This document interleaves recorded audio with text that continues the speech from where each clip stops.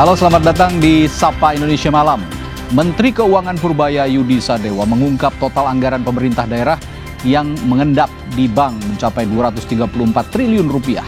Padahal anggaran ini seharusnya digunakan untuk menggerakkan ekonomi daerah. Sejumlah gubernur membantah dana mengendap yang dipaparkan Purbaya. Lalu bagaimana seharusnya anggaran daerah ini dimanfaatkan? Sapa Indonesia Malam juga menyoroti permintaan Prabowo Subianto agar angka keracunan makan bergizi gratis terus ditekan, termasuk dengan memastikan ketersediaan sendok dan fasilitas cuci tangan di sekolah.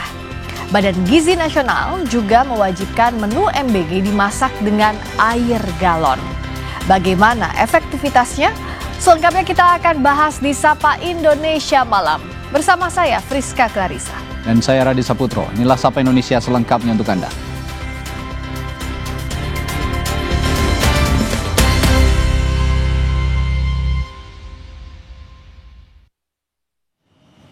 Kami mulai dari berita bentrokan yang terjadi antara warga dengan sejumlah karyawan salah satu perusahaan sawit terkait sengketa lahan di Kabupaten Rokan Hilir, Riau. Bentrokan menyebabkan 7 orang luka.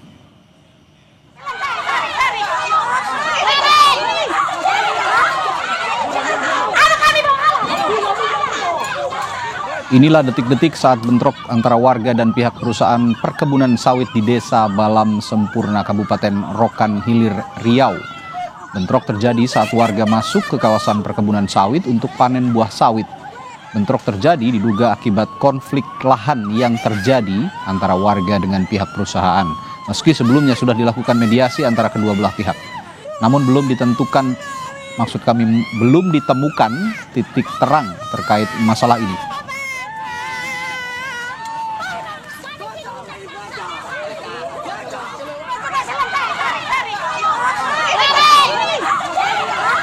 Usai ricuh, polisi langsung melakukan mediasi warga dan pihak perusahaan. Hasil mediasinya, kedua belah pihak berdamai dan perusahaan akan menanggung biaya pengobatan korban luka. Sementara soal sengketa lahan, pemerintah kabupaten dan Polres Rokan Hilir akan memediasi kedua belah pihak dan menyelesaikan masalah ini.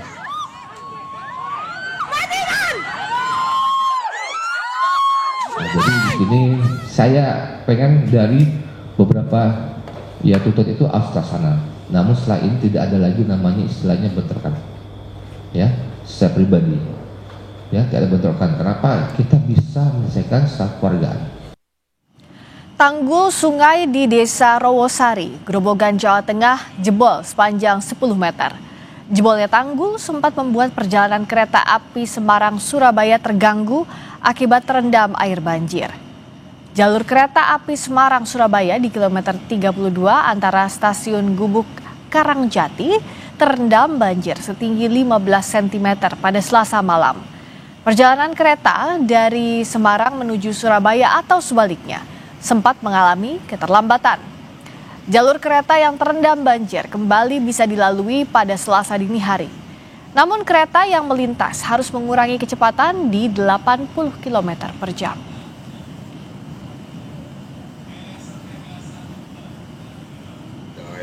Operasi 4 Semarang memastikan bahwa jalur kereta api di kilometer 32 plus 6/7 antara stasiun Gubuk dan stasiun Karangjati dapat dilalui dengan kecepatan terbatas yaitu 80 km per jam meskipun terdapat genangan air.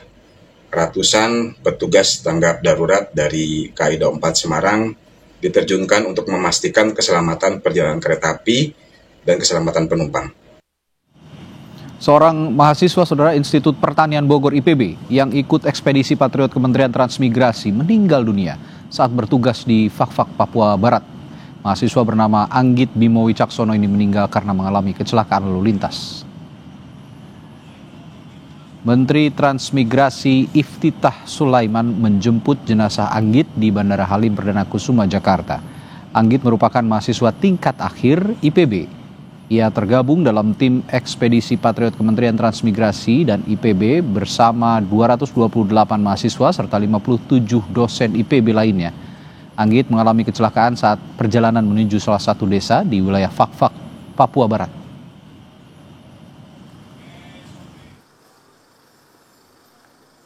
Cuaca hujan, ya, Seharusnya mereka bertugas 4 orang melakukan kunjungan ke desa yang cukup jauh, tapi mengingat kondisi jadi satu grup itu 4 orang ya, satu grup 4 orang, dan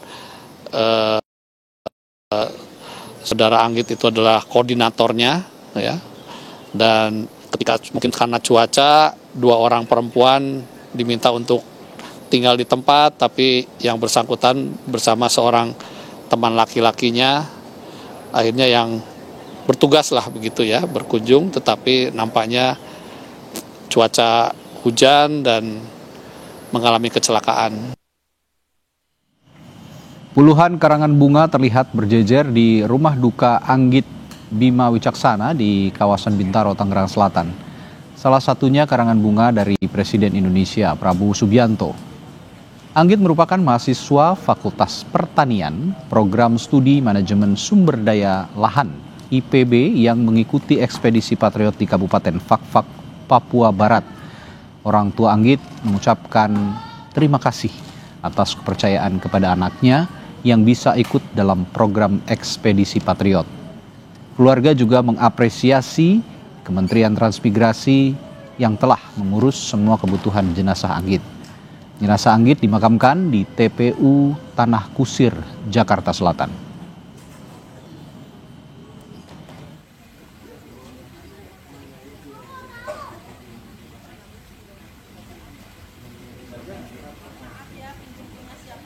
Pertama mengucapkan terima kasih, anak saya sudah dipercaya ikut programnya Bapak Presiden, ekspedisi patriot, dan dia meninggal dalam tugasnya. Dan kami mengaturkan terima kasih juga bahwa semuanya sudah diurus oleh kementerian. Kami mengaturkan terima kasih yang sedalam-dalamnya, yang sebesar-besarnya kepada Bapak Presiden, kepada negara yang telah mengurus anak saya. Itu saja yang ingin saya sampaikan. Kita beralih ke sorotan lainnya. Ramai pemberitaan soal pelaporan sejumlah akun media sosial pembuat meme Bahlil Lahadalia. Polda Metro Jaya menegaskan Angkatan Muda Partai Golkar AMPG belum membuat laporan. Menurut Kabid Humas Polda Metro Jaya, kedatangan perwakilan AMPG ke Direktorat Reserse Siber pada Senin 20 Oktober baru sebatas konsultasi terkait pelaporan. Sehingga laporan resmi terkait dugaan penghinaan terhadap Ketua Umum Partai Golkar Bahlil Lahadalia hingga kini belum ada tindak lanjutnya.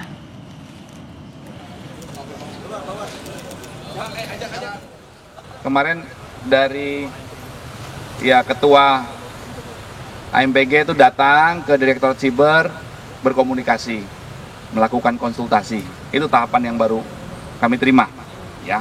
Ada informasi mungkin Pak akan datang lagi untuk membuat laporannya kapan dari pihak yang sudah berkonsultasi? Iya, nanti kami pastikan ke tim penyelidik ya, dari rekan-rekan kami Direktorat Reserse Siber Polda Metro Jaya. Kalau kemarin yang datang berapa orang Pak? Ada tim ya, ada beberapa orang ya. Setidaknya ada 5 hingga 7 akun media sosial yang bakal dilaporkan tim hukum pengurus pusat AMPG ke Polda Metro Jaya pada Senin 20 Oktober lalu. Akun-akun yang dilaporkan ini dituding menyebarkan meme Bahlil Lahadalia yang bernuansa menyerang pribadi dan mencemarkan nama baik. Melaporkan beberapa akun-akun media sosial yang secara terstruktur dan masif belakangan ini menyerang pribadi, marwah, dan martabat Ketua Umum Partai Golkar. Hanya tinggal beberapa dokumen aja kita lengkapi untuk 1-2 hari ke depan kita akan diskusi dengan penyidik cyber Polda Metro Jaya. Saat dikonfirmasi tentang laporan AMPG ke polisi, Ketua Umum Partai Golkar Bahlil Lahadalia mengaku tidak mengetahui ada sejumlah kadernya yang melaporkan akun media sosial pembuat dan penyebar meme yang menyerang dirinya. Bahlil lantas meminta wartawan untuk mengecek langsung ke polisi soal laporan yang dibuat oleh 2 organisasi sayap Golkar, yakni AMPI dan AMPG.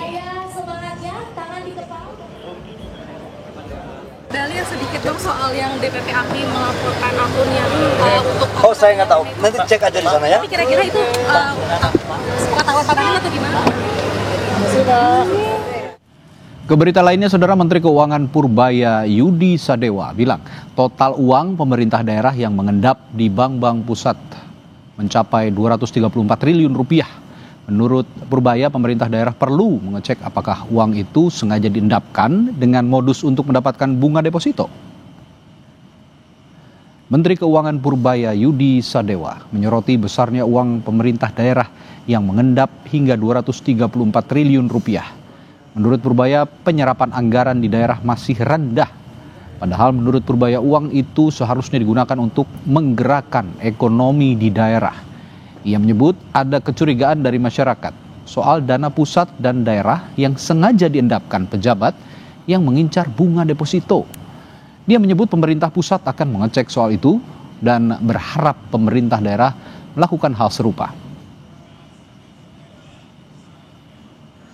Uang daerah jangan dibiarkan mengendap di kas atau deposito. Kalau uangnya bergerak, ekonomi ikut hidup dan masyarakat langsung merasakan manfaatnya. Realisasi belanja APBD sampai dengan triwulan ketiga tahun ini masih melambat. Rendahnya serapan tersebut berakibat menambah simpanan uang Pemda yang nganggur di bank sampai 234 triliun rupiah. Jadi jelas ini bukan soal uangnya tidak ada, tapi soal kecepatan eksekusi. Punya pemerintah pusat dalam bentuk deposito, mereka menuduh ini orang pusat main bunga nih Pak.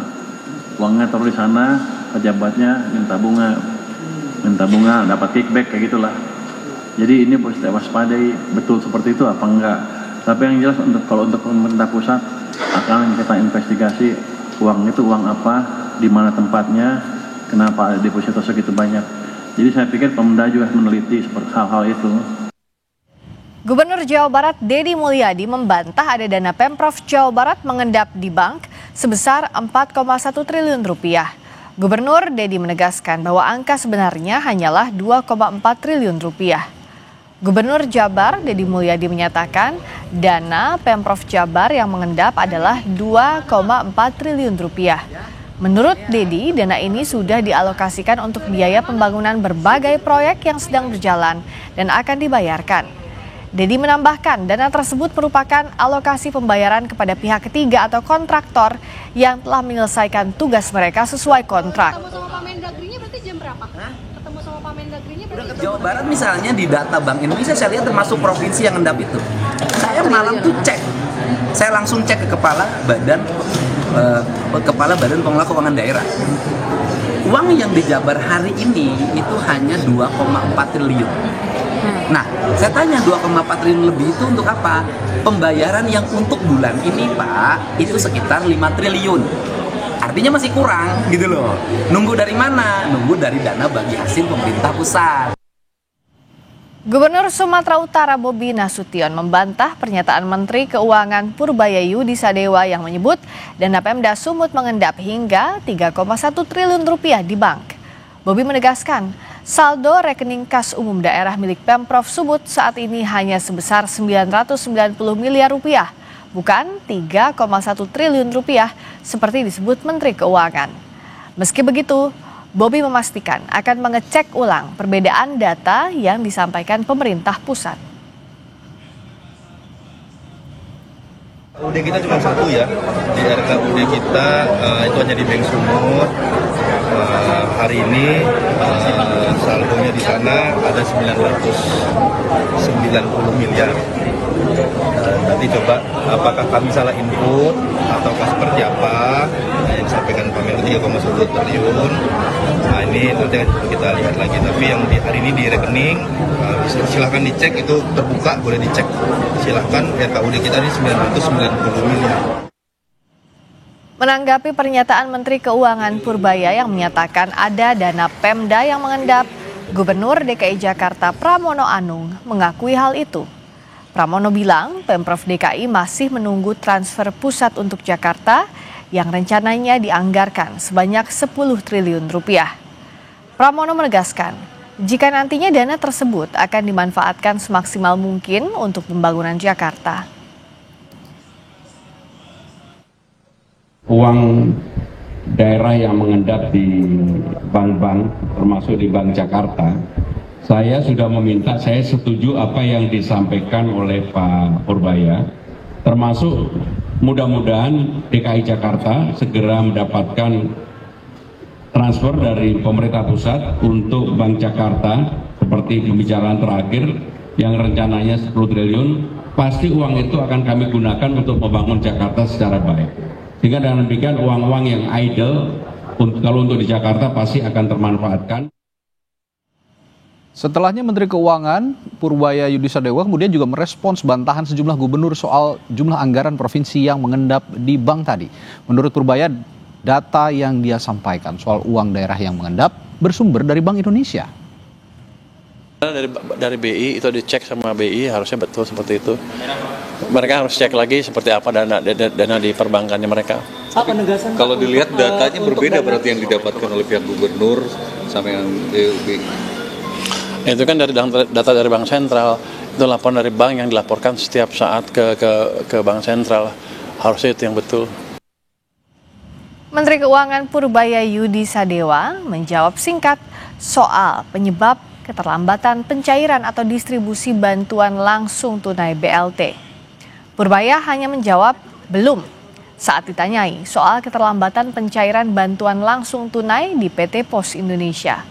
Sebelumnya, Bendahara Negara itu mengaku tengah memeriksa penyebab keterlambatan penyaluran bantuan langsung tunai atau BLT.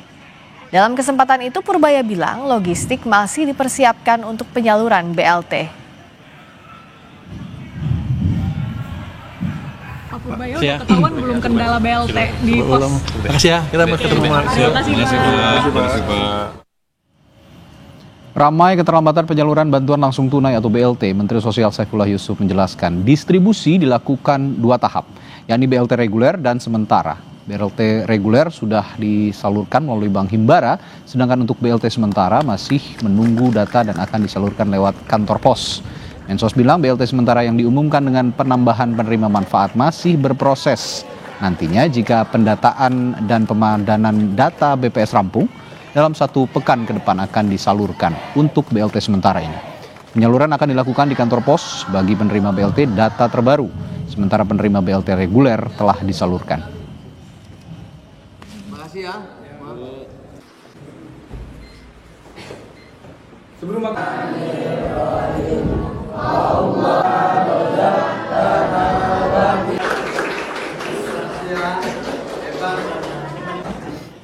Kami segera kembali dengan informasi. Presiden Prabowo Subianto bilang Indonesia akan memproduksi mobil buatan anak negeri dalam 3 tahun. Apakah target ini realistis? Sesaat lagi di Sapa Indonesia Malam.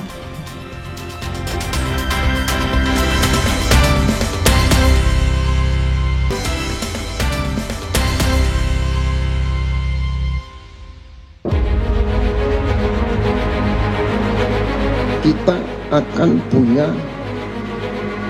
mobil buatan Indonesia. Dan sebentar lagi saudara-saudara semua harus pakai mau, jangan modal.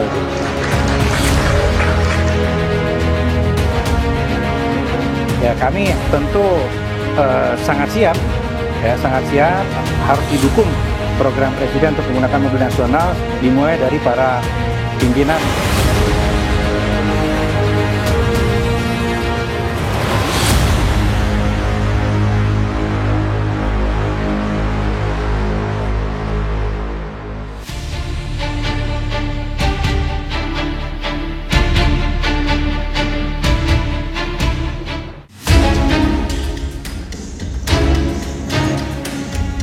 Cita-cita besar Indonesia memiliki mobil nasional kembali digaungkan Presiden Prabowo Subianto. Hal ini diungkap Presiden dalam sidang Kabinet Paripurna di Istana Negara 20 Oktober, tepat setahun masa pemerintahannya. Prabowo yakin proyek ini berjalan karena sudah menyiapkan anggaran dan lokasi pabrik mobilnya. Belum merupakan prestasi, tapi sudah kita mulai rintis, kita akan punya mobil buatan Indonesia dalam 3 tahun yang akan datang. Saya sudah alokasi dana Sudah kita siapkan lahan untuk pabrik-pabriknya. Sedang bekerja sekarang, tim. Kita sudah menghasilkan Jeep buatan Indonesia. Guna mewujudkan rencana ini, program mobil nasional telah diusulkan jadi proyek strategis nasional, PSN. Menteri Perindustrian Agus Gumiwang bilang, Kemenperin akan menyiapkan peta jalan pelaksanaannya setelah rencana Prabowo itu dapat restu sebagai PSN. Dan kami sudah mengusulkan program mobil nasional menjadi PSN, proyek strategis nasional. Itu sudah kami tanda tangani pengusulannya. Dan kalau itu sudah nanti dijadikan PSN, saya kira nanti realisasinya akan lebih cepat. Jadi status PSN dulu yang kita perjuangkan ya. Sejak awal 90-an, proyek mobil nasional sudah beberapa kali bergulir. Namun kalah bersaing di industri otomotif tanah air. Pro dan kontra muncul di masyarakat terkait rencana mobil nasional yang digaungkan Presiden Prabowo. Ada sisi positifnya karena ini untuk ekonomi negaranya juga akan berkembang ya, karena kita kan masih negara yang ya dari penjajahan Belanda ini masih benar-benar berkembang, dan untuk produksi mobil sendiri juga ya sebagai warga negara Indonesia saya juga bangga sih ada kayak nama untuk dari Indonesia tuh bisa produksi mobil sendiri. Menurut saya optimis, mungkin ini bisa jadi langkah besar untuk Indonesia juga ya. Mungkin bisa dipertimbangkan lagi kayak sourcingnya, apalagi kalau mobil listrik, bagaimana cara resource ekosistemnya dan lain-lain. Menurut saya bisa-bisa aja. Bagaimana kita bisa ngebangun adanya produk mobil sendiri, tapi ya infrastruktur jalan, dan bagaimana kita mengkontrol mulai dari polusi dan juga bagaimana pergerakan moda transportasi, bagaimana masyarakat itu bisa bagaimana kebijakan-kebijakan yang bisa mengatur kemacetan segala macam. Jadi ketika punya produk mobil sendiri atas nama Indonesia, what's the urgency? Tapi pertanyaannya kini, di tengah kondisi perekonomian tanah air yang masih terseok-seok, apakah program mobil nasional ini realistis? Apalagi target produksinya dalam 3 tahun. Atau ini hanya jadi jalan untuk mendulang elektabilitas politik ke depannya? Buat saya realistis kalau sekedar launching produk.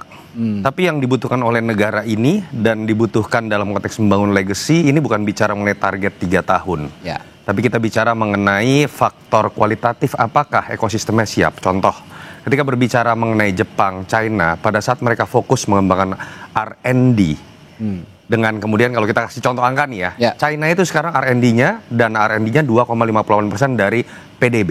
Indonesia 0,24%. Dana pendidikan kita 758 triliun yang dibanggakan, tapi 223 triliunnya itu bukan untuk kepentingan otak, kepentingan MBG. Itu satu contoh, bagian dari ekosistem. Kita bisa berdiskusi panjang di situ.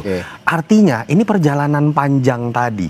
Nah, balik lagi, saya berharap Pak Prabowo sedang mengejar legacy. Walaupun nanti beliau misalnya sudah tidak jadi presiden lagi, tapi legasinya akan diingat. Industri otomotif tanah air sejatinya penuh sesak dengan beragam teknologi dan inovasi. Pertanyaannya kini, apakah program mobil nasional juga ingin mencoba merebut ceruk pasar yang ada? Yang selama ini kan kendaraan yang ada, apalagi yang dipakai maung kan konvensional, mesin konvensional. Nah, kalau kita berperang dengan model mempertahankan dengan mesin konvensional, ini akan berat sekali. Nah, kenapakah kita memanfaatkan hal yang menguntungkan, yaitu cadangan nikel sebagaimana sumber utama dari baterai EV yang ada di Indonesia? Maka dalam situasi transisi ini mungkin Indonesia bisa bersaing ya, dengan catatan pemerintah dalam hal ini harus mendukung sebagaimana yang telah disampaikan oleh narasumber sebelumnya, fokus dengan R&D-nya atau ekosistem daripada visi ini. Proyek mobil nasional memang belum dimulai. Tetapi ambisi Presiden agar mobil buatan dalam negeri mengaspal di jalan sudah dimulai dari kabinetnya. Prabowo akan mewajibkan menteri memakai mobil maung pindad sebagai kendaraan dinas resmi pejabat negara. Kemarin saya berangkat, saya pergi, saya mau incognito, jadi saya nggak mau pakai, saya pakai mobil biasa, tapi saya pakai Alphard. Udah lama saya nggak menikmati Alphard. Enak juga ini ya. Tapi, Prabowo, ingat, kamu presiden di Indonesia, harus beri contoh. Ya sudah, pakai Maung terus. Dan sebentar lagi saudara-saudara semua harus pakai Maung. Saya nggak mau tahu tuh.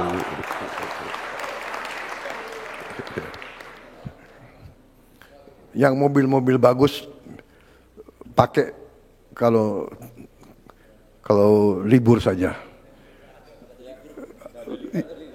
Ya pada saat saya nggak panggil kau, bolehlah kau pakai mobil. Mengganti seluruh kendaraan dinas pejabat negara tentunya butuh anggaran besar. Menteri Keuangan Purbaya Yudisadewa memastikan anggaran tersedia untuk menjalankan instruksi Presiden. Hanya saja Purbaya bilang perusahaan produsennya belum siap untuk memenuhi seluruh kebutuhan kendaraan dinas pejabat pada tahun ini. Tahunnya harusnya ada, cuman kan rupanya kapasitasnya belum cukup, jadi dibalikan tahun ini. Tahun depan saya nggak tahu seperti apa kesiapan industrinya, Pindadnya. Kalau siap ya ada uangnya. Tapi kalau kapan itu kira-kira Pak? Untuk tergantung industrinya. Kalau saya kan targetin uang aja, uangnya ada. Nanti kalau saya masuk ke industri dibilang ikut campur. Tapi kita siap. Soal kesiapan produsen, Menko Perekonomian Erlangga Hartarto bilang, saat ini pabrik mobil Pindad berada di Bandung dan segera diperluas ke kawasan Karawang. Kemarin disampaikan Bapak Presiden harapannya produksinya diharapkan bisa diselesaikan dan sehingga bisa dibagikan kepada ke lembaga negara termasuk kepada para menteri. Lokasi pabriknya Pak, apa sudah ada Pak titiknya Pak? Pabriknya kan sekarang di Pindad Bandung dan sedang akan memperluas di daerah Karawang. Secara pendanaan Pak bagaimana Pak? Sudah disiapkan. Apakah jajaran Kabinet Merah Putih siap jika diminta berganti kendaraan dinas dengan mobil buatan dalam negeri? Pak Presiden sampaikan siap-siap. Siap-siap ini artinya bertahap nanti. Ya kami tentu sangat siap, ya sangat siap dan harus didukung program Presiden untuk menggunakan mobil nasional dimulai dari para pimpinan baik pusat maupun daerah. Ya, artinya kalau Presiden sampaikan mungkin 2 atau 3 tahun lagi ya kita siap secara bertahap gitu ya. Inisiasi produksi mobil dalam negeri juga pernah dilakukan Presiden ke-7 Republik Indonesia Joko Widodo. Tahun 2019, Jokowi meluncurkan mobil SMK yang teknisinya berasal dari anak-anak sekolah menengah kejuruan atau SMK. Sejauh ini pabrik SMK masih beroperasi di Boyolali. Tentu akan jadi kebanggaan jika Indonesia pada akhirnya benar-benar memiliki mobil nasional. Namun pemerintah harus memastikan produksi mobil buatan lokal dijalankan dengan tata kelola berkelanjutan. Yang tak kalah penting, proyek mobil nasional menyerap tenaga kerja lokal hingga mendorong pertumbuhan ekonomi. Tim Liputan, Kompas TV.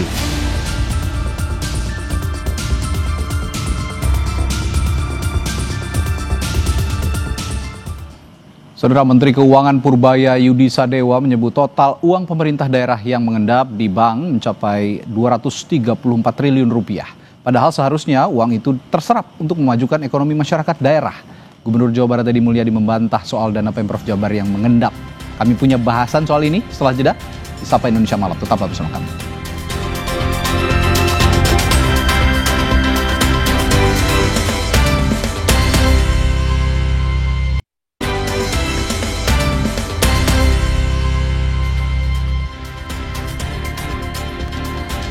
Saudara Menteri Keuangan Purbaya Yudisadewa menyebut total uang pemerintah daerah yang mengendap di bank mencapai 234 triliun rupiah. Menurut Purbaya, pemerintah daerah perlu mengecek apakah uang itu sengaja diendapkan dengan modus untuk mendapatkan bunga deposito. Menteri Keuangan Purbaya Yudisadewa menyoroti besarnya uang pemerintah daerah yang mengendap hingga 234 triliun rupiah. Menurutnya, penyerapan anggaran di daerah masih rendah. Padahal seharusnya digunakan untuk menggerakkan ekonomi di daerah.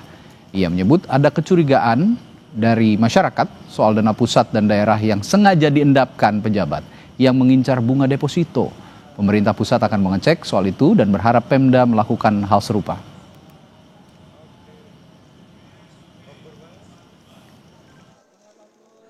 Uang daerah jangan dibiarkan mengendap di kas atau deposito.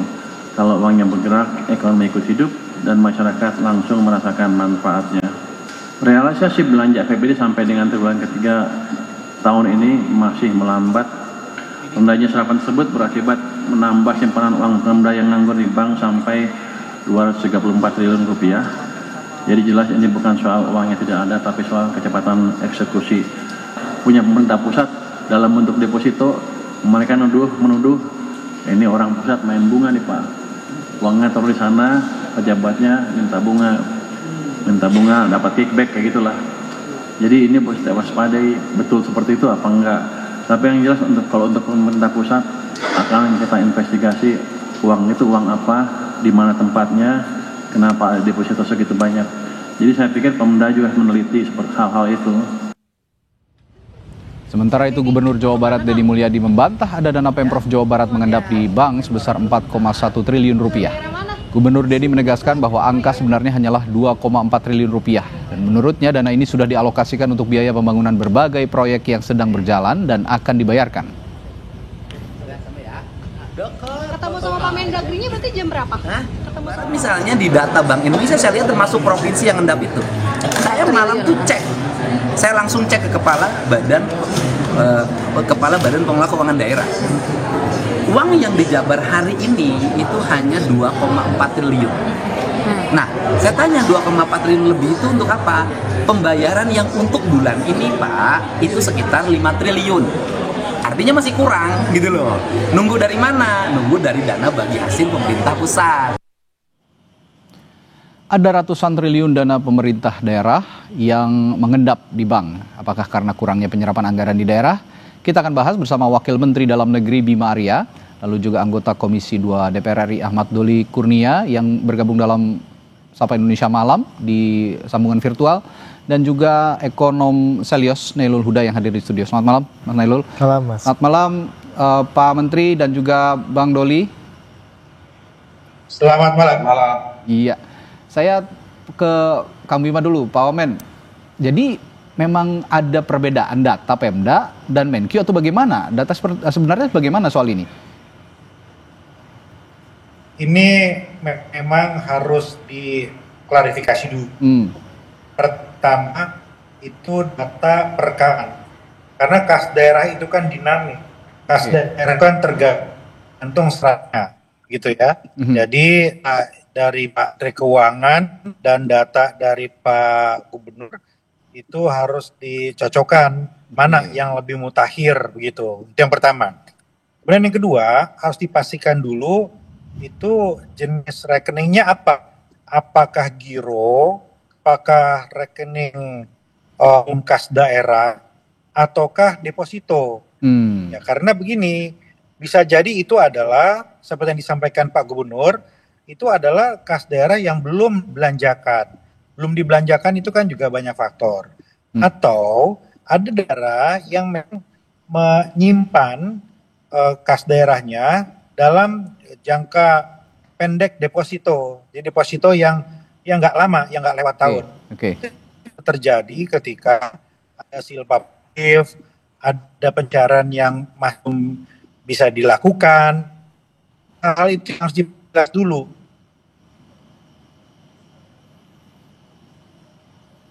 Ya, Kang Bima. Oke. Ya.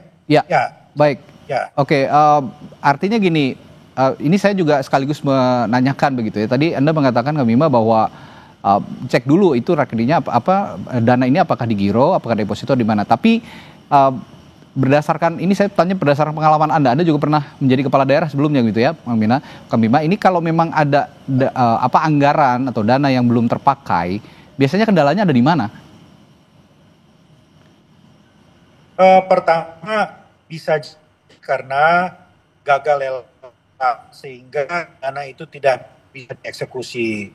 Kedua bisa juga karena terlambat mulai kegiatannya sehingga bergeser tuh pencairannya. Ketiga bisa jadi kalau itu dana dari pusat, DAU misalnya, itu terlambat datang atau juklak dan juknisnya juga lambat. Pejabat pembuat komitmen itu, PPK-nya itu mengeksekusi kegiatannya. Nah, jadi macam-macam faktornya.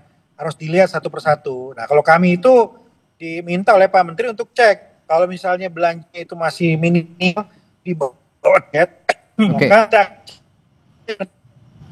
apakah memang ada faktor yang belum jelas atau memang kelemahan dalam perencanaan atau dari pihak yang telat tuntunan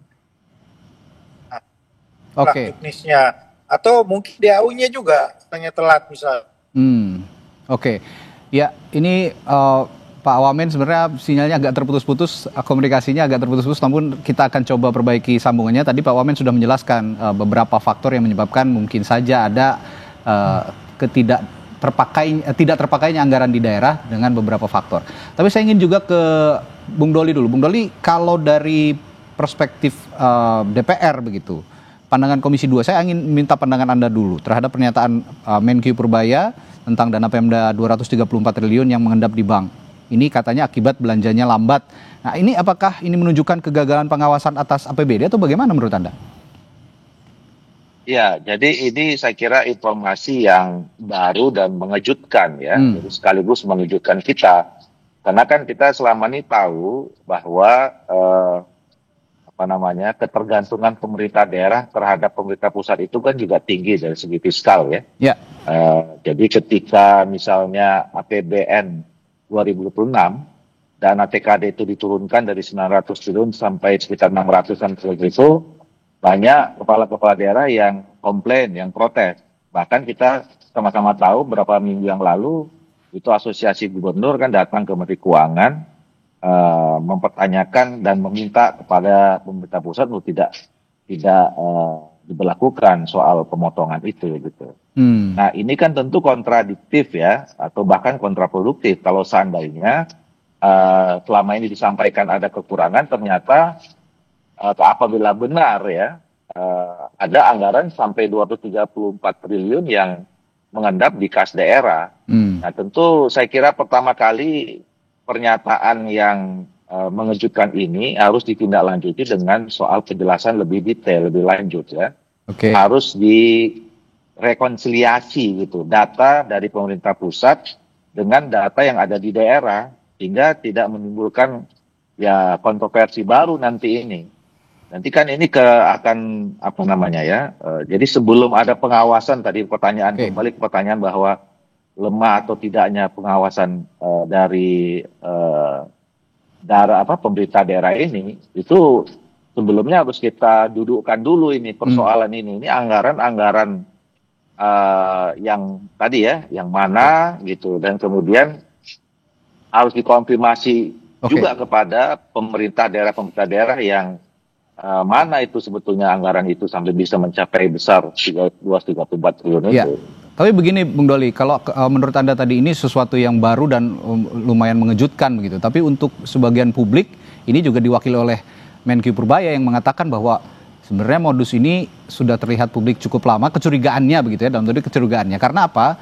Banyak sekali proyek-proyek pemerintahan yang baru berlangsung di akhir tahun, menjelang tutup tahun, ini baru ada proyek-proyek dan ini langsung dikebut begitu. Nah, ini modus-modus ini yang dicurigai untuk mengendapkan katanya uang atau dana dari pusat di deposito sehingga nanti bunganya itu diambil begitu, tapi pertanggungjawabannya tidak jelas. Nah, ini bagaimana soal ini? Ya, itu adalah langkah berikutnya ya. Setelah kita memang clear nanti betul-betul mendapatkan informasi yang valid gitu ya, terkonfirmasi masing-masing daerah memang ternyata memang betul ada anggaran itu di kas daerahnya masing-masing. Nah, baru kita tahu penyebabnya kenapa, ya kan? Apakah memang tadi ada proses-proses lelang program yang belum berjalan atau tertunda gitu, atau ada tindakan-tindakan seperti tadi dugaan yang disampaikan itu ya, didepositokan dan lain-lainnya gitu. Itu akan bisa kita temukan setelah memang semuanya clear, diklarifikasi, direkonsiliasi data yang diperoleh oleh pemerintah pusat. Karena kan Menteri Keuangan juga mengatakan mereka dapat datanya dari BI, Bank Indonesia, betul ya? Bank Indonesia. Nah, jadi saya kira memang harus ada koordinasi nih antara Kementerian Keuangan, Kementerian Dalam Negeri, kemudian Bank Indonesia.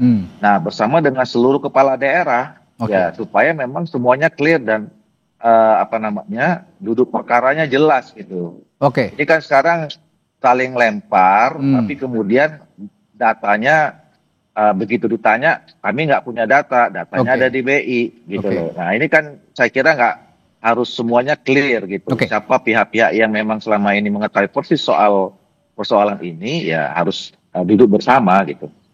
Sebelum saya tanyakan tindak lanjut nanti ke Pak Wamendagri, saya ke Mas Huda dulu. Mas Huda, soal modus tadi yang disinggung oleh Pak Purbaya, Pak Menkeu, ini temuan Selyos memang ada modus seperti itu atau bagaimana penelusurannya sejauh ini? Itu sebenarnya sudah lama. Sudah lama. Jadi memang yang sampaikan oleh Pak Purbaya bahwa masyarakat sudah melihat lama, memang sudah lama. Memang bahwa kalau kita lihat di terutama di Bank Pembangunan Daerah itu banyak sekali dana-dana dari Pemda, Pemprov maupun Pemkap ya, itu diendapkan di situ. Nah faktornya tadi misalkan banyak ya faktornya ya, bahwa kalau pertama pasti terkait dengan penyerapan yang cenderung lambat di awal tahun dan cepat di akhir tahun. Seperti biasanya, yang saya katakan tadi ya, proyek-proyek di akhir tahun begitu ya. Nah yang kedua adalah memang di dalam Bank Pembangunan Daerah itu masih sangat ketergantungan terhadap dana Pemda itu tinggi. Jadi kalau saya lihat beberapa bank daerah ya, contohnya di Bank Banten misalkan, Bank Banten itu ketika Pemprov Banten itu mau cabut dari Bank Banten itu kelabakan. Karena apa? Karena mereka sudah sangat ketergantungan sekali dana dari pemerintah daerah. Nah, ketika mereka bisa dibilang ini ada dana sekian nih, ya udah cepatkan ke saya aja, dan mereka putarkan dengan membeli SPN dan sebagainya, sehingga nanti dari Pemprov pun dia dapat bunga di situ. Nah, masalahnya adalah apakah pencatatannya itu tercatat apa enggak gitu kan. Persoalan pertanggungjawaban tadi ya? Iya, pertanggungjawaban. Nah, kalau kita lihat di mata anggaran APBD, ternyata ada mata anggaran jasa lainnya. Jasa ataupun pendapatan PAD yang lainnya, yang di situ juga terdapat pendapatan bunga yang diperoleh dari penempatan dana daerah gitu. Tapi kalau begini, agar sifatnya tidak saling tuding begitu kira-kira Mas Huda, bagaimana sih pembuktiannya bahwa ada sebenarnya modus-modus itu yang harus ditertibkan oleh terutama pemerintah pusat yang menyalurkan dana transfer daerah itu? Ya, yang pertama tadi saya setuju sama Bang Doli, harus dicek dulu bahwa ini datanya seperti apa, karena tadi Pak Wamen pun sudah sampaikan bahwa data anggaran itu kan dinamis gitu ya, bisa jadi bulan ini sekian, bulan depan sekian gitu kan.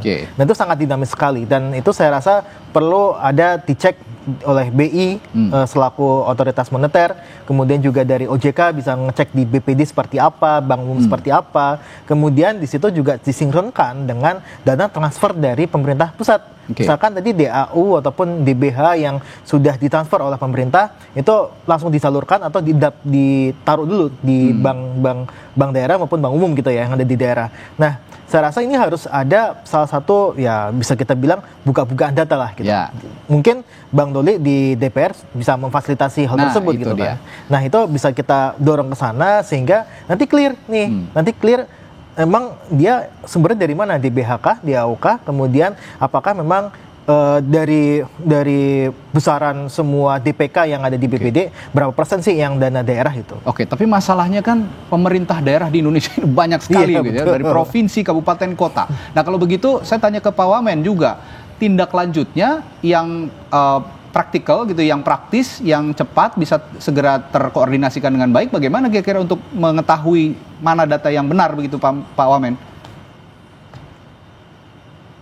Saat ini Kemendagri masih berkoordinasi dengan Bank Indonesia untuk menjelaskan tuh rekening itu rekening apa, karena itu dulu yang paling penting begitu ya. Nah, ada beberapa di sini. Pertama adalah pembelajaran dana yang belum dibelanjakan, dan ini mungkin peran pemerintah daerah, kelemahan perencanaan, gagal lelang dan lain-lain. Kedua, mungkin ini karena dari pusatnya terlampau atau julak-julik sampai. Nah, ini selektif. Daerah melakukan, kemudian pemenangnya itu nilainya itu jauh gitu ya, bawah pagu yang sudah dianggarkan. Makanya kemudian kan ada selisih. Nah, selisihnya inilah yang tetap ada di kas daerah begitu. Nah, ini kalau kaitannya dengan belanja. Nah, tapi ingin saya katakan juga, mungkin saja memang betul bahwa itu deposito dan itu saja betul dalam Mendagri nomor 7 tahun terkait dengan teknis pengelolaan daerah. Jadi saya ada diatur penempatan kas daerah untuk investasi jangka pendek itu diatur, tapi di lewat tanggal itu kan ya. Baik Pak Wamen, masih agak sedikit terganggu komunikasinya, tapi saya sudah tangkap tadi Pak Wamen bahwa saat ini ya tetap harus dikoordinasikan dulu dengan Bank Indonesia yang bisa dilakukan oleh Kementerian Dalam Negeri untuk meyakinkan data yang disebutkan oleh Pak Purbaya tadi, apakah memang betul demikian atau tidak.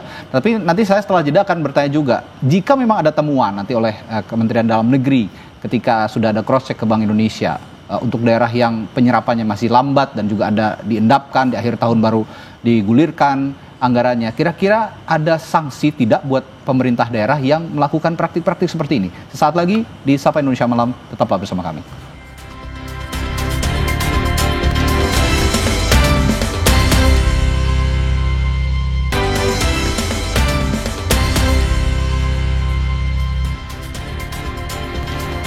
Sikap yang akan diambil oleh Kementerian Dalam Negeri jika memang saat ini ada dugaan seperti itu akan berkoordinasi tadi seperti kata Pak Wamendagri, Pak Kang Bima Arya, ke Bank Indonesia untuk mengetahui apa sebenarnya yang terjadi dan bagaimana dana ini dikelola oleh masing-masing pemerintah daerah. Tapi begini Pak Wamen, kalau memang misalnya nanti ada temuan ya, seperti yang diduga oleh Pak Purbaya tadi, Pak Menkeu, sikap Kemendagri sendiri untuk daerah yang penyerapannya masih lambat, bagaimana? Apakah ada sanksi?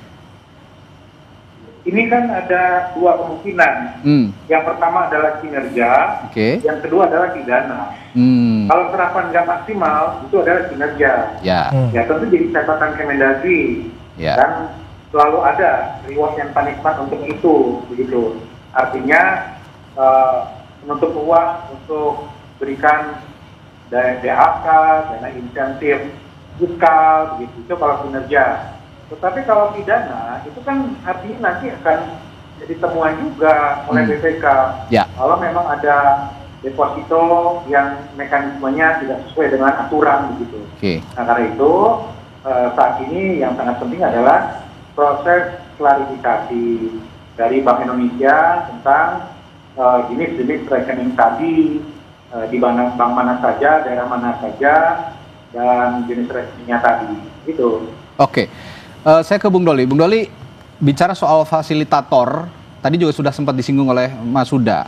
Apakah DPR khususnya Komisi 2, komisinya Bung Doli ini akan juga ikut menjadi fasilitator, memanggil pemerintah daerah misalnya, meskipun teknisnya seperti agak sulit ya banyak, tapi setidaknya adakah nanti akan ada komunikasi untuk mempertanggungjawabkan dugaan-dugaan yang tadi, mencari bunga deposito dari dana yang mengendap, dan sebenarnya kalau saya bicara sanksi tadi, bicara ke Pak Wamen, kalau dari DPR, sanksi legislatif yang bisa diterapkan kepada para pemerintah daerah ini apa, Bung Doli? Iya, tentu ini akan menjadi kami akan mengambil langkah-langkah ya. Saya kira kepada pimpinan Komisi 2 nanti di awal masa sidang akan membahas masalah ini, ya. Membahas masalah ini dan pihak-pihak yang terkait harus kita undang. Tentu pertama kali Kemendagri, kemudian yang kedua adalah ya kalaupun tidak bisa semua, kan mereka punya asosiasi ya. Ada asosiasi para gubernur, kemudian asosiasi para bupati dan asosiasi wali kota. Nah masalahnya harus tuntas supaya juga tidak liar kemana-mana. Karena menurut saya angkanya tuh 234 itu fantastis. Ya, itu hampir sama dengan jumlah anggaran penurunan dari dana transfer ke daerah 2025 ke 2026 yang diprotes oleh atau dikomplain oleh para kepala daerah. Itu kan kemarin potongannya kan hampir 250 triliunan ya. Nah, ini 234 triliun. Nah, bayangkan kalau kita hitung-hitungan sederhana saja, kalau memang itu betul ada ya, kalau memang betul itu bisa dibuktikan ada mengendap 234 triliun. Kalau dibagi rata saja, itu kan berarti masing-masing daerah ada 500 miliar. Betul. Gitu, rata-rata. Nah, kalau 500 miliar itu, kita akan cek nanti tahap berikutnya setelah memang datanya terkonfirmasi gitu misalnya ya. Apakah itu terjadi gara-gara mismanagement gitu loh, atau ada praktek-praktek yang bertentangan dengan prinsip penyelenggaraan pemerintahan yang bersih dan baik misalnya gitu. Nah, kalau sudah sampai situ, nah ini yang saya kira nanti akan kita harus diungkap itu. Ya, kenapa bisa terjadi seperti itu? Sementara selama ini kan isunya bahwa kekurangan anggaran, fiskal space-nya sempit, sehingga pembangunan tidak terjadi. Ini kan banyak ironi-ironi nanti itu, gitu loh. Ya, Bung Doli nanti di awal masa sidang tadi sudah menyatakan akan berkoordinasi langsung ya, mengambil langkah-langkah termasuk dengan berkomunikasi dengan Menteri Keuangan, Kementerian Dalam Negeri, lalu yang juga bisa mewakili para pemerintah daerah ini. Nah, sekarang saya berbicara soal implikasinya, Mas Huda, dari perspektif ekonomi. Sebenarnya implikasi endapan dana Pemda, tadi kan disebut 234 triliun, itu sangat besar di perbankan. Ini pengaruhnya bagaimana? Implikasinya terhadap likuiditas sektor keuangan dan pertumbuhan ekonomi secara keseluruhan, mengingat perlambatan kinerja pemerintah daerah juga menyebabkan terhambatnya pertumbuhan ekonomi di daerah. Ya, yang pertama adalah kita harus mengetahui bahwa belanja baik itu APBN ataupun APBD itu adalah stimulus dari pemerintah untuk bisa menggerakkan ekonomi baik itu di daerah maupun nasional. Nah, ketika stimulus itu dia terendapkan atau bisa dibilang tertahan, maka yang terjadi adalah sirkulasi uang yang ada di masyarakat itu juga akan sangat lambat.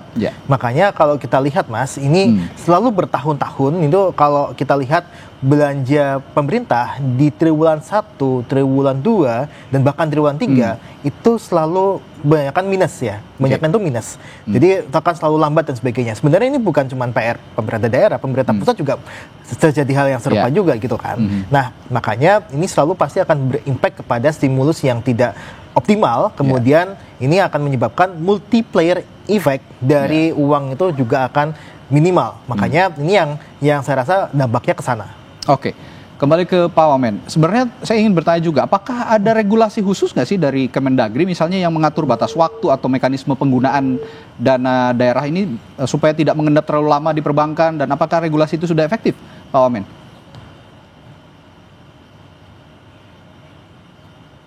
Ya, Kang Bima? Baik, sepertinya kembali ada kendala komunikasi karena memang cuaca di malam hari ini sedang tidak baik ya, sedang terjadi hujan di wilayah Jakarta dan sekitarnya, beberapa wilayah Jakarta. Ya, Kang Bima sepertinya sudah tersambung kembali.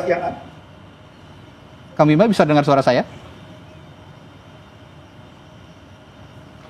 Oh baik, masih ada kendala seperti saya balik lagi ke Mas Huda deh kalau gitu. Tadi Pak Wamen ini mengatakan kalau masalahnya seperti itu kan ada dua dugaan, bukan ada dua dugaan, ada dua kecurigaan. Ini tindakan pidana atau masalah kinerja. Nah, kalau Anda ngelihatnya ini lebih kemana, masalah kinerja atau pidana sebenarnya? Iya, dua-duanya kemungkinannya besar. Masih besar ya? Masih besar dua-duanya ya. Tapi yang pasti adalah kalau saya pribadi, saya sebenarnya menyarankan bahwa pemerintah ini membuat regulasi yang cukup ketat terkait dengan dana yang ditaruh di bank. Kita nggak masalah kalau dana itu ditaruh di bank, tapi kan di situ muncullah insentif, insentif berupa bunga dan sebagainya, yang itu bisa menimbulkan moral hazard.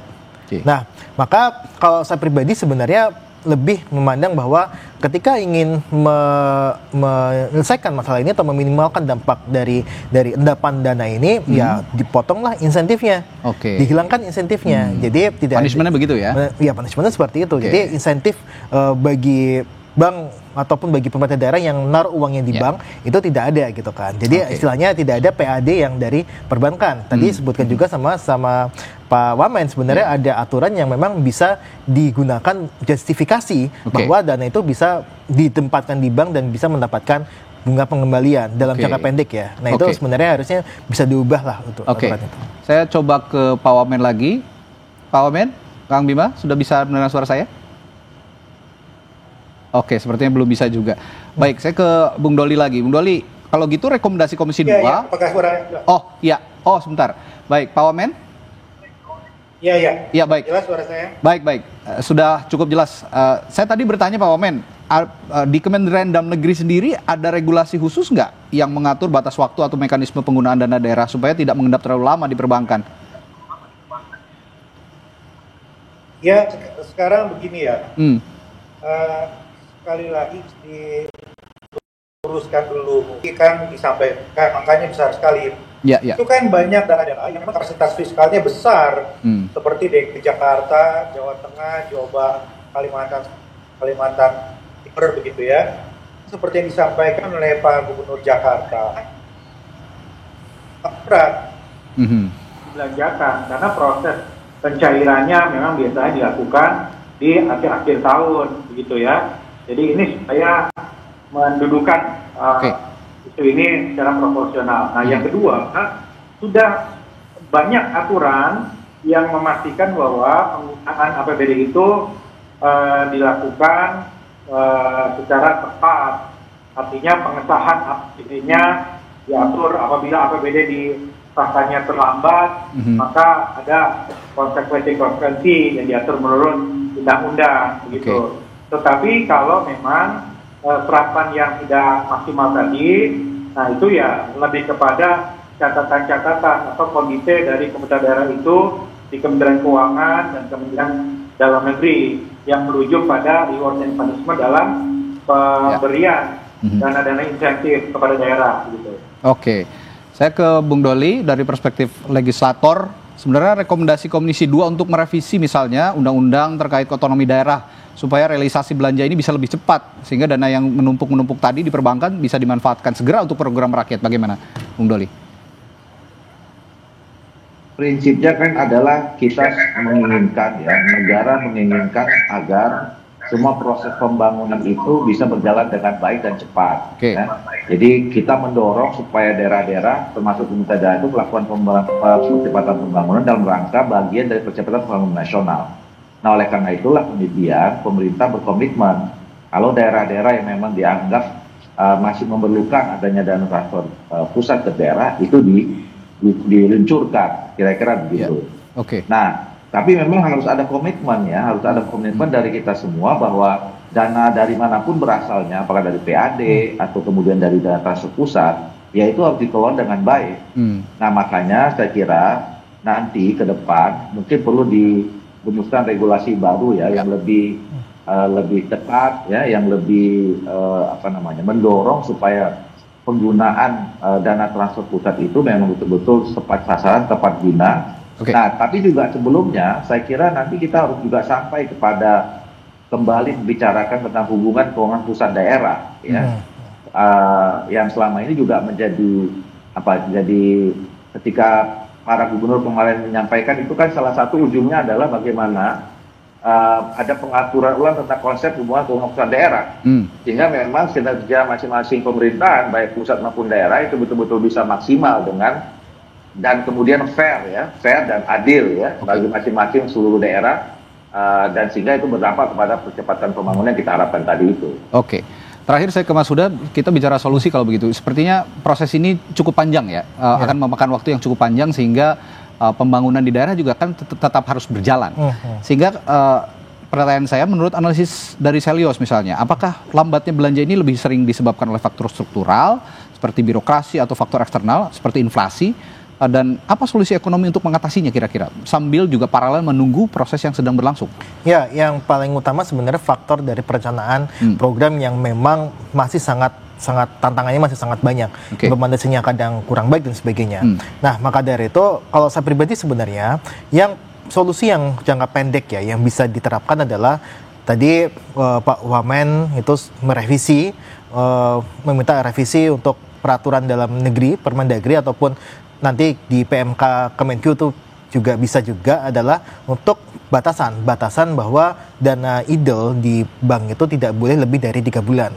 Nah, itu yang pertama. Nah, yang kedua adalah kalau mau sebenarnya dipotong insentifnya, bahwa tidak ada pos pemasukan dari sisi dana yang ditempatkan oleh Pemda di perbankan. Jadi itu memotong insentif bagi Pemda untuk menaruh uangnya lebih lama di perbankan. Nah, inilah yang sebenarnya solusi-solusi yang bisa dilakukan oleh pemerintah daerah ya, dalam ini Kemendagri itu untuk bisa mempercepat bahwa ketika tidak ada insentif pemerintah daerah itu dia menaruh uangnya di bank dengan jangka waktu yang lama, maka mereka harus belanja dong. Mereka harus belanja dan sebagainya, perencanaan lebih baik dan sebagainya, yang saya rasa itu akan lebih bermanfaat ketimbang dananya ditempatkan di perbankan. Oke. Ya, ini prinsip untuk pemerataan pembangunan juga jadinya bisa terpenuhi ya. Sesuai dengan misi dari pemerintah pusat.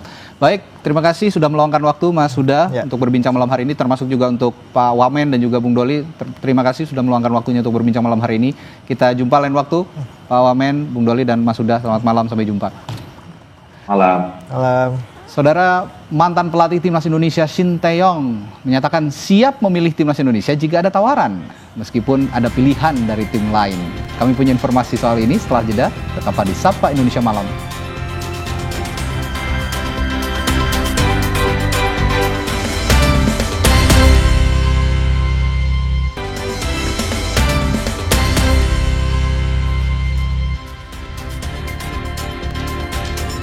Mantan pelatih Timnas Indonesia Shin Tae-yong masih berstatus tanpa klub usai kontraknya dihentikan Ulsan HD pada awal Oktober lalu. Terbaru ia menyatakan siap memilih Timnas Indonesia jika ada tawaran meskipun ada pilihan dari tim lain. Lewat wawancara baru-baru ini dengan Goal Post Asia, Shin Tae-yong sempat menyinggung posisi kepelatihan di Timnas Indonesia. Pelatih asal Korea Selatan itu bahkan mengaku akan memprioritaskan Indonesia sebagai pilihan utama jika mendapat tawaran lagi. Walau tertarik kembali ke Indonesia, Shin Tae-yong mengaku belum mendapat tawaran dari PSSI untuk kembali melatih timnas. 저는 감독이고 저는 일단 열려 있으니까 그건 좋은 조건이 들어오고 하면 인도네시아가 아니라 어디든 갈 수 있는 부분. 근데 만약에 이제 같은 조건이라면 인도네시아가 그래도 더 마음에 끌리시긴 하겠네요. 같은 조건이고 그보다 더 좋은 조건이 오더라도 인도네시아가 만약 제시한다면 항상 1순위는 인도네시아라고 보면 되겠죠. Sementara mantan asisten pelatih Timnas Indonesia Alex Pastur menilai peluang skuad Garuda untuk lolos ke Piala Dunia 2026 sangat kecil bahkan tidak logis jika melihat peringkat FIFA Indonesia saat ini. Pastor yang dipecat bersama Patrick Kluivert oleh PSSI pada 16 Oktober lalu mengungkapkan dirinya semula mengira proyek kepelatihan di Timnas Indonesia akan berlangsung dalam jangka panjang. Ia menyebut pemecatan setelah hasil buruk memang sudah jadi hal wajar dalam dunia sepak bola. Begrepen, we waren ook wat dat betreft drieledig. Het zou mooi zijn, korte termijn, als je het WK haalt. Maar goed, als 119e van de wereld is dat natuurlijk niet per se heel makkelijk en logisch. Het tweede was Gerald Vanenburg en Frank van Kempen op de onder 23 en de onder 20. Anggota Exco PSSI mengonfirmasi bahwa tidak ada rapat Exco yang dijadwalkan untuk membahas pelatih Timnas Indonesia. Sumarji yang juga menjabat sebagai manajer Timnas Indonesia menegaskan hingga kini tidak ada undangan untuk rapat Exco PSSI.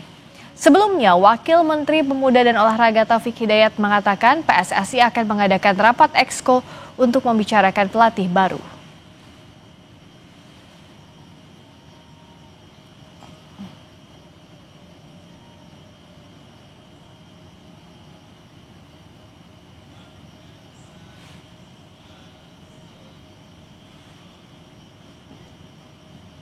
Dikutip dari laman kompas.com, anggota Exco yang juga manajer Timnas Indonesia Sumarji menyebut belum ada undangan rapat Exco untuk membahas pelatih baru.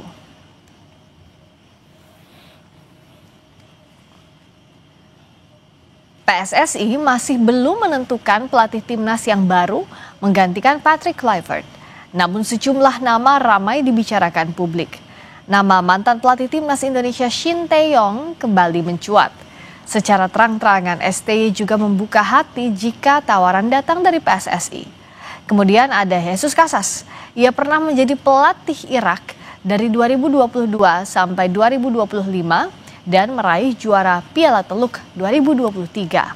Selanjutnya ada Timur Kapatse yang sukses membawa Uzbekistan lolos ke Piala Dunia 2026. Saat ini posisinya adalah asisten pelatih Fabio Cannavaro. Yang terbaru ada Frank de Boer. Ia pernah melatih Inter Milan pada 2016.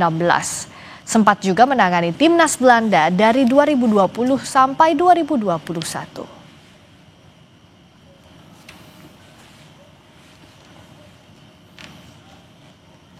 Sorotan lainnya, Saudara, Presiden Prabowo Subianto menerima Presiden Afrika Selatan Cyril Ramaphosa di Istana Kepresidenan Jakarta Rabu pagi.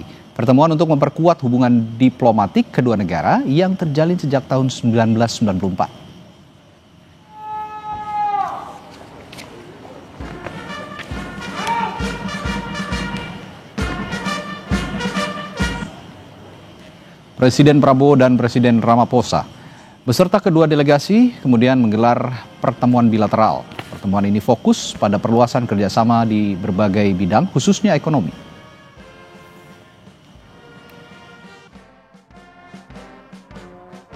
We had a good discussion today concerning our bilateral relations. In the economic field, our trade has increased significantly in the past 5 years, but of course we would like to continue and increase the trade on a more balanced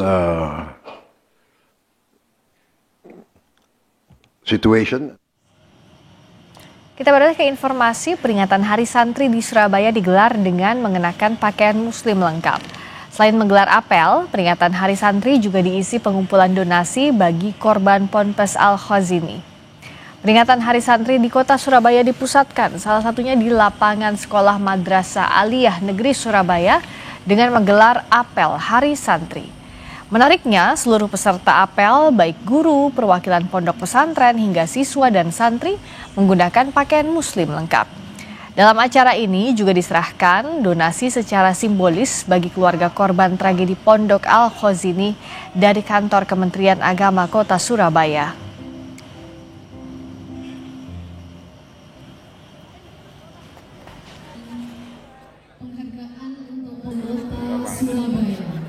Alhamdulillah Surabaya insya Allah terbanyak ya, 300 juta lebih itu nanti yang akan mentasarufkan itu dari pihak Kanwil. Mungkin sebagian diserahkan ke Al-Khazini, mungkin juga ke para korban-korban ini.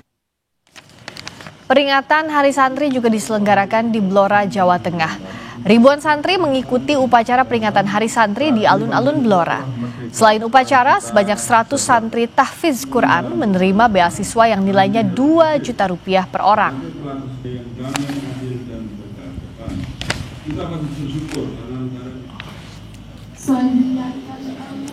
Menteri Agraria dan Tata Ruang, Kepala Badan Pertanahan Nasional Nusron Wahid menjadi pembina pada upacara peringatan Hari Santri Nasional 2025 di Pondok Pesantren Mahasina Darul Quran Wal Hadits, Kota Bekasi, Jawa Barat.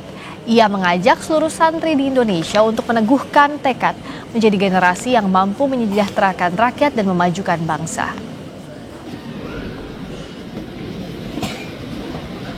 SDM Indonesia yang capable, yang punya kapasitas yang tinggi, sekaligus punya akhlak dan integritas yang baik. Banyak pendidikan yang bagus, tapi akhlak sama integritasnya mungkin tidak bisa. Sebaliknya, banyak perguruan-perguruan yang lain yang akhlaknya bagus, tapi kapasitas sama kapasitasnya nggak bagus. Yang dibutuhkan Indonesia adalah yang Saudara Menteri Sekretaris Negara Prasetyo Hadi menyebut Presiden Prabowo Subianto menaruh harapan penuh terhadap pendidikan di pesantren. Dirinya pun menyebut Presiden telah merestui dibentuknya Direktorat Jenderal Pesantren yang nantinya akan berada di bawah Kementerian Agama. Kemudian beliau memberikan semacam restu untuk Kementerian Agama membuat Ditjen Pondok Pesantren. Tadi kita bicara beberapa fakta, tentu pengawasan menjadi salah satu faktornya. Maka kemudian pemerintah atas petunjuk Bapak Presiden, kemudian kita berencana membuat program dan sekarang sedang dijalankan oleh Kementerian PU untuk melatih para santri yang berasal dari pondok pesantren masing-masing untuk dilakukan pembekalan keilmuan minimal di bidang bangunan.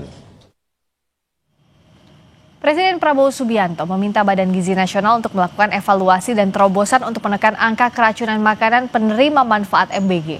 Salah satunya adalah dengan menyediakan sendok dalam ompreng MBG yang dibagikan. Informasinya akan kami bahas usai jeda di Sapa Indonesia Malam.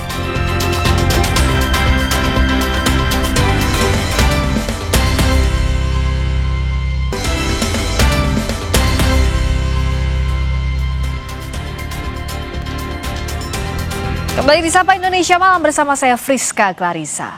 Presiden Prabowo Subianto meminta Badan Gizi Nasional untuk melakukan evaluasi dan terobosan menekan angka keracunan makanan penerima manfaat MBG. Salah satunya adalah dengan menyediakan sendok dalam ompreng MBG yang dibagikan.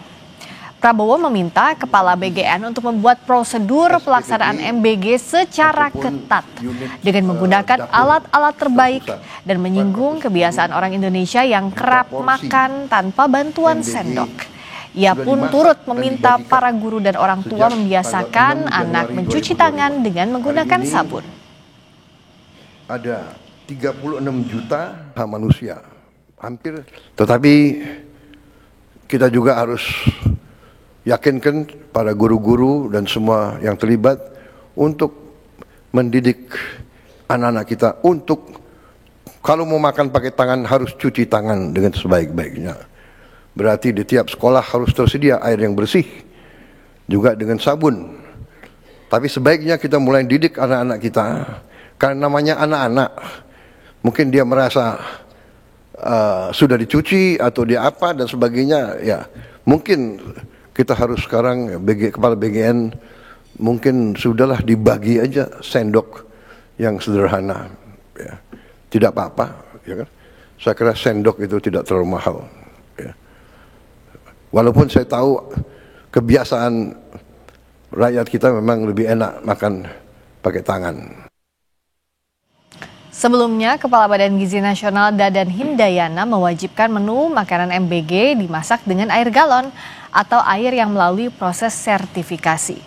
Dadan menyatakan sejumlah kasus keracunan MBG di daerah terjadi karena sanitasi yang tidak layak. Banyak kasus terkait gangguan pencernaan disebabkan oleh kualitas air yang buruk. BGN juga berencana mengurangi jumlah penerima manfaat yang dilayani SPPG. Nantinya satu SPPG hanya akan menangani 2.000 hingga 2.500 penerima manfaat. Daerah Indonesia itu luas, banyak kasus terkait dengan gangguan pencernaan berasal dari air.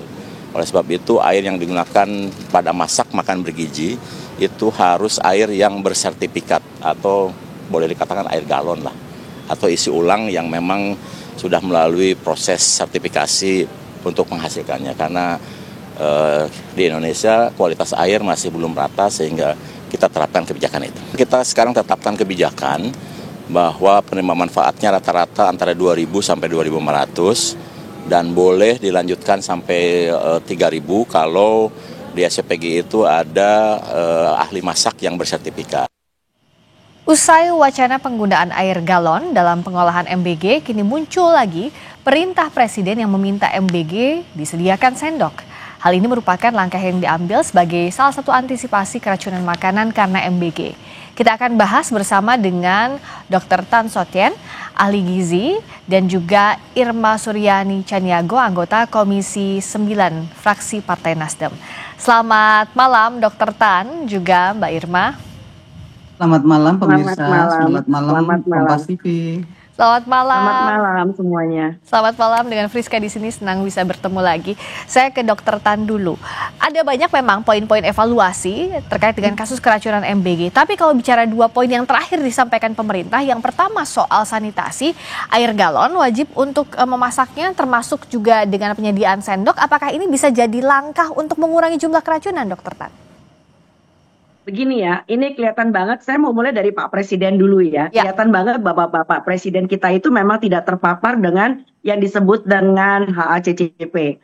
Tidak terpapar dengan yang disebut dengan sertifikat, yang disebut dengan layak, higienis, dan sanitasi. Nomor 1, kalaupun seandainya kita bicara soal air galon, maka air yang digunakan itu kan pasti dimasak ya. Nah kalau dimasak tentu semua bakterinya akan mati. gitu loh ya. Nah, itu yang pertama. Dan yang kedua, bicara soal air galon, sebetulnya itu bukan sekedar esensi ya, bukan tentang esensinya.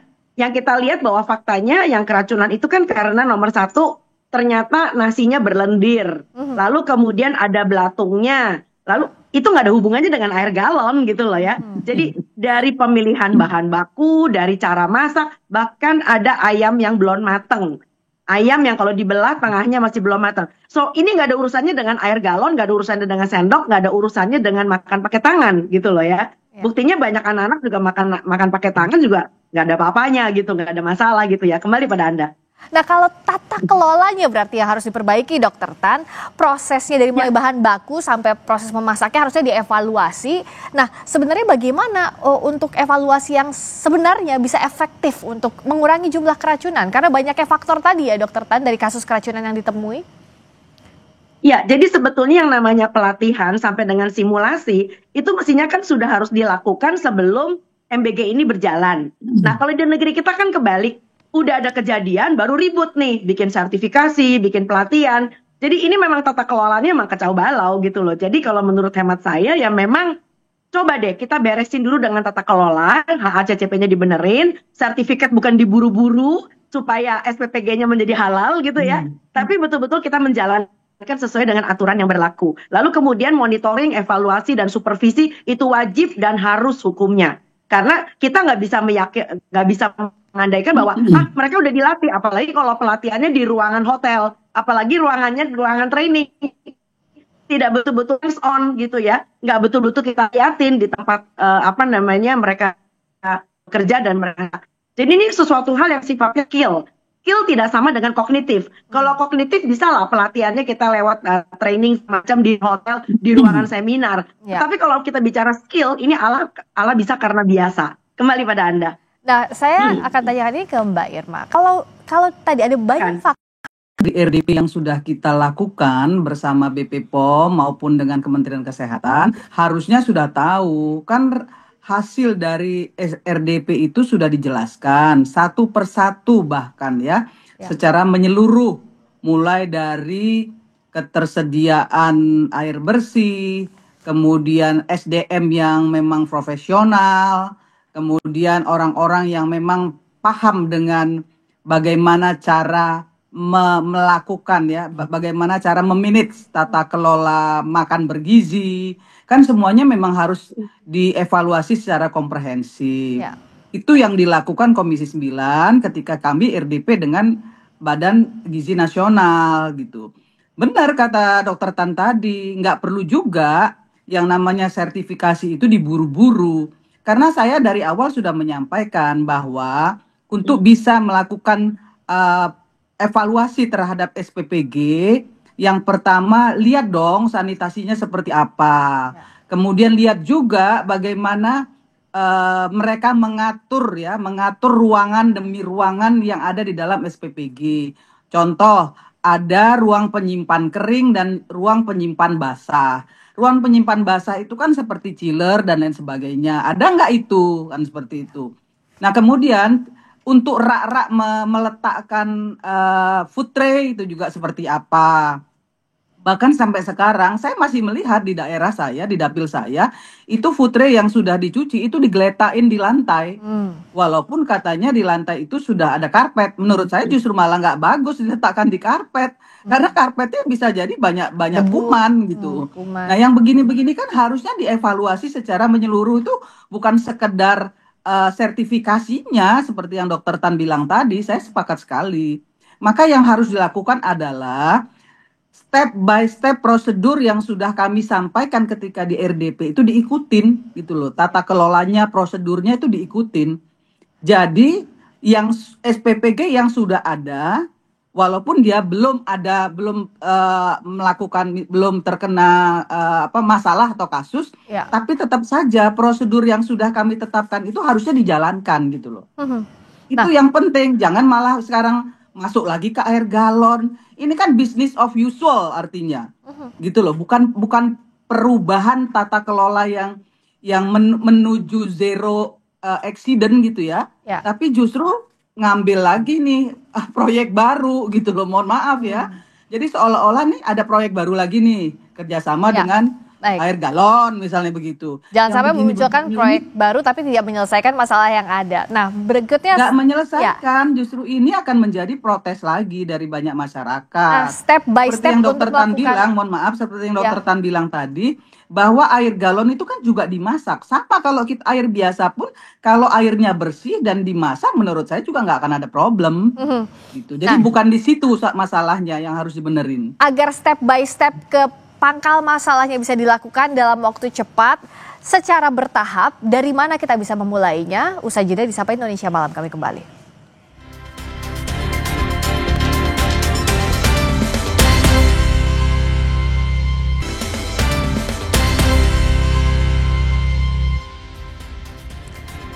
Kami masih membahas langkah antisipasi keracunan makanan karena MBG, masih bersama dengan ahli gizi Tan Sotyan, Irma Suryani Caniago, anggota Komisi 9 fraksi Partai Nasdem. Kami juga sudah mengundang perwakilan dari Badan Gizi Nasional, tapi tidak ada yang bersedia dan berkenan untuk hadir di dialog kita malam hari ini. Saya ke Dr. Tan lagi. Sebenarnya kan kalau sesuai SOP-nya, pelan-pelan dilakukan, ini bisa dievaluasi atau bisa dilakukan dengan lebih baik lagi. Tapi dengan kondisi seperti ini, katakanlah tidak mungkin ada pause di tengah jalan, tidak mungkin dijeda di tengah jalan. Dari mana kita bisa mengidentifikasi kasus keracunan, lalu solusinya apa, Dr. Tan? Ya, jadi nomor satu yang saya tahu nih di dalam SPPG, izinkan apabila saya salah dikoreksi sama Bu Irma ya, di setiap SPPG itu kan selalu ada unsur yang namanya ahli gizi. Ahli gizi benar atau S1 dari jurusan lain ya? Ini ahli gizi nih mestinya nih, beneran ahli gizi asli. Ahli gizi yang udah profesi bahkan ya. Lalu yang kedua tentu saja akuntan, dan yang ketiga adalah unsur dari BGN. Jadi dengan kata lain bahwa BGN itu selalu punya akses untuk melakukan monitoring, evaluasi, dan supervisi. Jadi BGN dalam hal ini tidak boleh lepas tangan dengan mengatakan itu kan salahnya SPPG. Sebelum SPPG berbuat salah tentu harus ada yang disebut dengan proses peneguran gitu loh ya. Karena dia sendiri sudah bisa menegur bahwa kok kayak gini ya, kayaknya nggak bener deh dan seterusnya. Dan satu hal lagi yang lebih penting adalah beranilah buat berhenti sebelum kita jadi salah. Ya, sama seperti misalnya kalau kita menyeberang jalan, kita tahu lampunya lagi error nih, lampu traffic light lagi error. Kan nggak ada salahnya kita berhenti daripada kayaknya gue ini masih lampu hijau, mari kita terabas. Ternyata ada orang yang melintas ya. Kalau kita bicara melintas kan seperti itu. Kembali pada Anda. Nah, dengan logika seperti ini, Mbak Irma, harusnya kan bisa di stop sebentar betul-betul untuk diidentifikasi di daerah ini kasus keracunannya kenapa, solusinya apa. Di daerah B seperti apa, solusinya apa. DPR sudah mendorong ini atau tidak, Mbak Irma? Sudah, jadi kan dari rekomendasi itu juga sudah disampaikan untuk yang melakukan kesalahan-kesalahan dan sudah banyak melakukan kesalahan, di stop dulu, benerin dulu dapurnya, semuanya harus sesuai lagi dengan apa yang sudah menjadi prasyarat, baru boleh melakukan kegiatan operasional lagi. Nah, yang bisa boleh itu harus juga atas persetujuan dari Dinas Kesehatan dan BP POM. Itu kan udah jelas loh rekomendasi dari Komisi 9. Nah, itu yang pertama. Yang kedua, bagi SPPG lain walaupun dia belum melakukan kesalahan, tapi mereka juga harus dievaluasi terkait dengan ketersediaan air bersihnya, kemudian bagaimana ruangan-ruangan yang memang harus dipersyaratkan, ada ruangan kering, ada ruangan basah, gitu ya. Kemudian ahli gizinya seperti apa, benar ahli gizi apa bukan gitu. Saya sih berpikir kalau memang ada ahli gizi, kemudian ada controlling dari BGN di setiap SPPG yang 3 orang itu, saya kok yakin ya nggak akan mungkin ada barang yang keluar dalam kondisi rusak. Itu aja. Itu kuncinya di situ deh, nggak usah jauh-jauh. Kan mereka juga harusnya bisa ngontrol. Ini SPPG ini udah sesuai prasyarat apa belum? Kan seperti itu. Kalau belum sesuai prasyarat, mereka harus lapor dong ke kareknya gitu. Ya. Setelah itu kareknya lapor ke BGN gitu. Ini harus di stop dulu gitu. Mereka harus benerin dulu nih sampai selesai, baru kita akan kasih mereka operasional lagi. Kan seperti itu. Nggak ada salahnya kok. Ya, itu harusnya dilakukan gitu. Nah, ini kan sampai hari ini itu belum dilakukan. Seperti yang saya bilang tadi, di dapil saya masih ada SPPG yang naruh food tray-nya di lantai. Nah, ini Jelas sudah saya sampaikan tuh sama BGN. Ini yang begini harusnya ditegur, harusnya dia punya rak untuk menaruh food tray yang sudah dicuci ditaruh di rak. Jadi bukan ditaruh di lantai gitu. Ya, tadi Mbak Irma Kan maksudnya dikeringkan di lantai, sudah kering baru ditaruh ditumpuk-tumpuk. Itu menurut saya itu justru sarang-sarang kumannya ada di situ. Ya, tadi Mbak Irma sudah menyampaikan beberapa poin yang harusnya dilakukan sebagai rekomendasi terakhir, Dokter Tan. Kalau memang mau berbenah, apakah langkah pragmatis itu cukup, misalnya mengurangi jumlah produksi setiap hari atau masaknya harus di atas jam 2 dini hari, itu cukup atau tidak? Atau ya mau nggak mau ya harus stop dulu seperti tadi Dokter Tan bilang, sambil dievaluasi kalau udah benar baru jalan lagi? Ya, memang itu yang terjadi. Mestinya yang ideal adalah berhenti dulu, benahi dulu, ya, lalu kemudian keterampilannya dibereskan, baru jalan lagi. Nah, tapi dari yang Mbak Friska tadi ngomong, ada lagi yang lebih unik. Ada supaya untuk menghindari food poisoning tadi, yang dilakukan adalah mengganti makanan basah dengan produk kering UPF. Ini lebih konyol lagi gitu loh. Jadi saya nggak ngerti ya, ini yang disebut makanan bergizi ini maksudnya bagaimana? Jadi jangan sampai masyarakat kita diselewengkan hanya dengan kalori, hitungan yang namanya PES, tapi de faktanya kayaknya nggak karu-karuan gitu loh ya. Jadi cara kita baru itu sejak ya. Ya, jadi secara kembali pada Anda. Iya, Dokter Tan, kalau dari awal niatnya baik, implementasinya pun harus baik dan sesuai dengan standar yang berlaku agar sesuai dengan tujuan mulia di awal untuk perbaikan gizi masyarakat. Terima kasih Dokter Tan Sotyan, ahli gizi. Terima kasih Mbak Irma Suryani Cahyandiago, anggota Komisi 9 Partai Nasdem. Terima kasih, selamat malam. Berikutnya saudara, kami kembali dengan informasi lainnya masih di Sapa Indonesia Malam. Cuaca panas yang tak kunjung reda mulai berdampak pada kesehatan masyarakat. Warga mulai banyak terjangkit infeksi saluran pernapasan akut atau ISPA. Sesaat lagi di Sapa Indonesia Malam.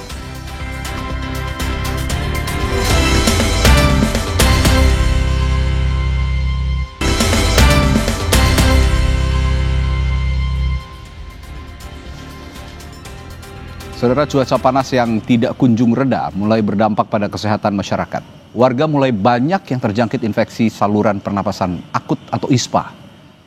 Seperti yang terjadi di RSUD Taman Sari, Jakarta Barat dari Agustus hingga 2 Oktober, tercatat ada sebanyak 220 pasien yang terkena ISPA. Kasih Pelayanan Medik RSUD Taman Sari mengimbau masyarakat agar mengonsumsi air putih serta mengurangi beraktivitas di luar rumah, terutama kaum rentan seperti anak-anak dan lansia. BMKG memprediksi cuaca panas akan terjadi hingga awal November mendatang.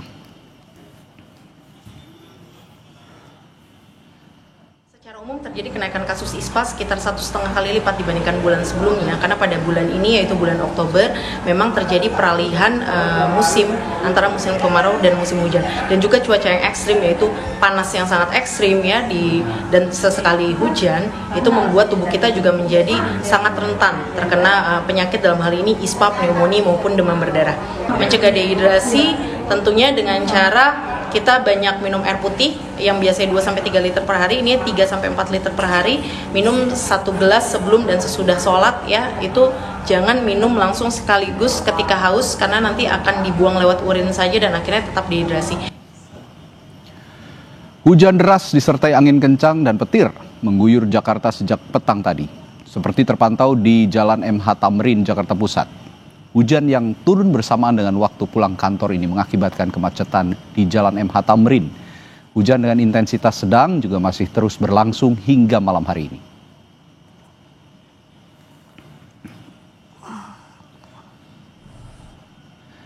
BMKG mengeluarkan peringatan dini potensi cuaca ekstrem di Jabodetabek. Peringatan dikeluarkan hari ini per pukul 17.25 waktu Indonesia Barat hingga 1 jam ke depan. Wilayah yang perlu diwaspadai adalah sebagian wilayah Jakarta, Kabupaten Bogor, dan Tangerang Selatan yang berpotensi terdampak banjir, longsor hingga pohon tumbang.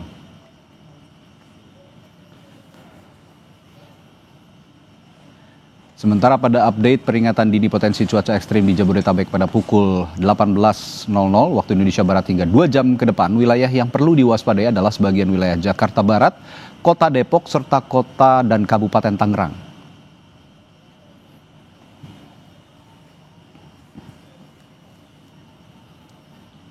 Saudara, polusi di Tangerang Selatan dan Depok, Jawa Barat menjadi yang terburuk. Sejumlah faktor menjadi penyebab di dua kawasan itu mengalami polusi tinggi. Peneliti Pusat Riset Iklim dan Atmosfer BRIN, Ardi Adari menyebut dekat dengan lokasi industri seperti banyaknya pabrik menjadi alasan. Pantauan hasil ukur indeks kualitas udara pada Selasa lalu, kawasan Tangerang Selatan dan Depok masuk dalam daerah yang mengalami tingkat polusi tinggi, masuk dalam kategori tidak sehat.